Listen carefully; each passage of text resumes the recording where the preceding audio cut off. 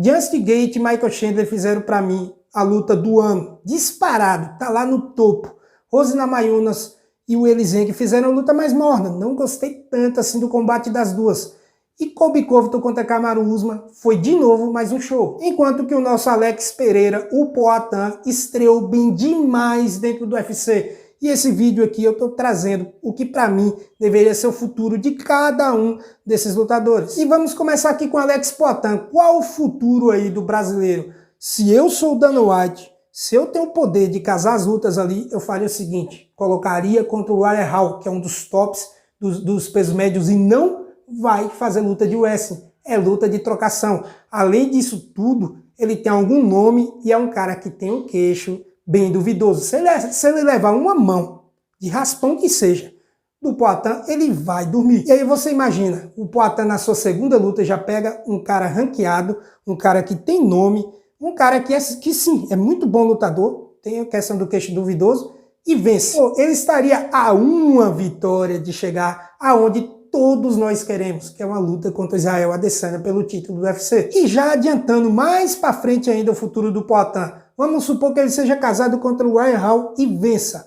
Qual seria seu próximo combate? Eu colocaria contra o Borrachinha. Mesma coisa do Hall, é o cara que troca, só que o Borrachinha tem a questão de faixa preta de jiu-jitsu. Ele poderia buscar a luta de solo, seria uma luta muito mais difícil do que o Ryan Hall. Porém, é uma luta vencível, é um cara que vai querer trocar.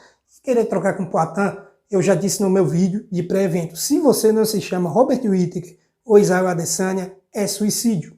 E aí o Borrachinha tem a questão de ser um cara que vai querer mais trocar do que levar para baixo, e tem a questão de ser um cara de bastante nome. Mesmo o Paulo Costa sendo um lutador que nunca conquistou o cinturão dos médios do UFC e vem de 2 derrotas seguidas, ele tem mais nome do que todo mundo ali, tirando o Israel Adesanya, em relação à audiência, a seguidores, essa coisa toda, chamar a atenção. O Borrachinha é aquele que tem mais nome, e aí vamos supor que o Poatan lute aí com o brasileiro, duelo de brasileiro. E, na minha opinião, mesmo o Borrachinha sendo faixa preta de jiu-jitsu, eu vi que o Poatan é muito difícil de ser levado para baixo.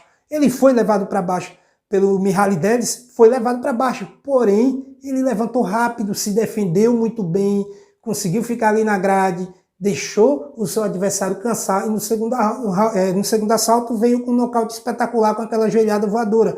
Não acredito que o Borrachinha consiga levar esse combate para baixo, e nem acredito que ele vá tentar. Ele vai querer trocar, vai querer sair na mão, e na minha opinião, qualquer lutador, tirando o Adesanya e o Robert Whittaker, que tentar trocar com o Poatan é ultra zebra. Não que o Robert Whittaker também não seja. Para mim, o Poatan é favoritaço contra o Robert Whittaker se a luta for só em pé. A questão é que o Whittaker pode mesclar trocação com quedas. Ele tem sim um bom jogo de quedas, é um cara que tem gás, é um cara que tem muito QI de luta, então seria uma luta muito mais complicada, né, para o Poatan, muito mais complicado que o Borrachinha do que o Ryan Hall. Eu já o atiraria para os leões, e leões que dá para o Poatan vencer.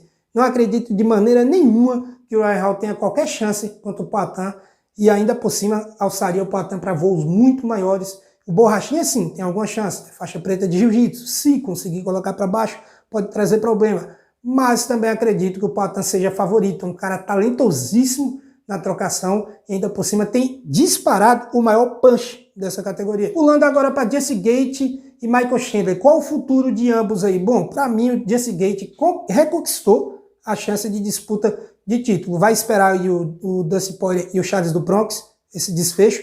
Para mim, ele é o próximo aí a enfrentar quem quer que saia de campeão. O Gaethje que é um monstro, né? E falou no final da luta que nasceu na era errada, que ia nascer na era dos gladiadores aí, para lutar até morrer. Pô, e eu não duvido que essas palavras são sinceras.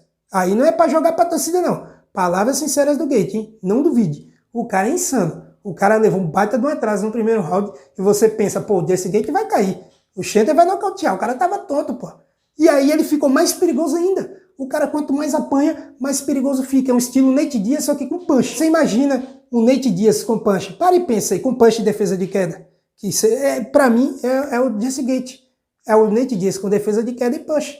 Ou seja, você, para vencer esse cara, você vai ter que pisar em brasa, você vai ter que queimar no inferno e sair vivo. Então, para mim, ó, é sentar e esperar o desfecho de Dustin Poirier contra Charles do Bronx e enfrentar o vencedor. O Michael Chandler tem 3 vitórias no UFC, 2 derrotas e 1 vitória apenas, só que os números mentem nesse caso aí, porque, olha só, ele humilhou o Dan Hooker, tirou pra nada na sua estreia dentro da organização, aí contra o Charles do Bronx, por um fio, ele não venceu e foi campeão do UFC, logo na sua segunda aparição, e aí foi nocauteado, e agora contra o Gate também, ele lutou muito bem, ele deu um atraso no Gate ali no primeiro round, quando eu imaginava que isso não aconteceria, ele conseguiu, ele resistiu com bravura e não foi nocauteado pelo Gate depois do knockdown brutal que levou no segundo assalto, e depois ficou no terceiro de guarda baixa, chamando o Gate para porrada, buscando alguma brecha. 2 derrotas seguidas, sendo 3 lutas e 2 derrotas e 1 vitória, mas tá com moral, na minha opinião, dentro da organização. Eu colocaria Michael Chandler contra Tony Ferguson, 2 caras que vêm em fase ruim, em questão de números, né, perdendo lutas seguidas, porém acho o Michael Chandler que os números mentem, né? Ele lutou bem nas suas 2 derrotas, enquanto o Ferguson lutou muito mal nas suas 3 derrotas seguidas. Eu colocaria um contra o outro, porque o UFC não tem como sair perdedor nesse duelo. Quem vencer se recupera muito, são caras de nome, ou seja, a organização só tem a ganhar. Já do duelo entre Rose Namajunas e o Elizeng, que foi um duelo bastante equilibrado, mas foi aquela luta mais sonolenta, e eu confesso que eu dei uma cochilada ali de uns 2 minutos durante o combate. Para a Rose Namajunas eu colocaria aí a brasileira Marina Rodrigues para disputar o cinturão e a Carla Esparza enfrentando a Elizeng aí por talvez um title elimination. Assim, se a Elizeng vence e principalmente a Rose vence lá do outro lado, não acredito que a chinesa vai ganhar a terceira chance de disputar o cinturão seguida. Mas se a Carla Esparza vence a chinesa, ela conquista, e o que para mim ela já tem ali, né? O title shot na mão, mas eu colocaria a Marina Rodrigues. Falando aqui do duelo principal, Colby Covington e Kamaru Usman. Vamos começar aqui com o americano. Para o Colby Covington eu colocaria o Nate Diaz como seu próximo adversário. Por que o Nate Diaz? São 2 caras polêmicos pra caramba. São 2 caras que juntos, pra mim, vão conseguir fazer uma baita de uma luta que as pessoas vão querer assistir e não vão se arrepender de pagar ingresso ou pay-per-view para ver. E é a última luta do contrato aí do Nate Diaz. Ou seja, vamos fechar com chave de ouro. Colocar o Nate Diaz contra um cara também popular, um cara também polêmico e que provavelmente vai vender muito, juntando os 2 ali. E porque também é uma luta bastante vencível aí para o Colby se recuperar.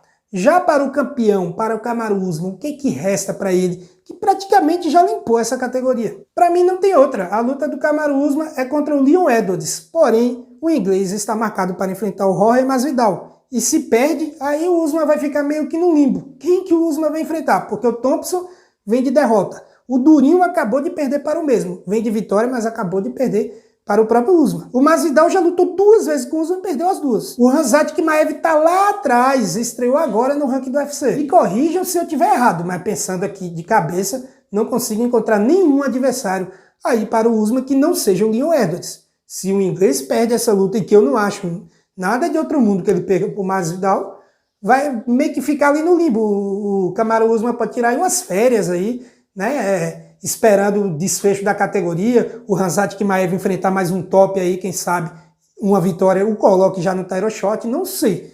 Mas tem que ser o Leon Edwards. Nesse momento, a curto prazo, ou é o Leon Edwards ou tire férias. Mas eu quero te ouvir, qual a sua opinião em relação ao futuro desses lutadores aqui citados?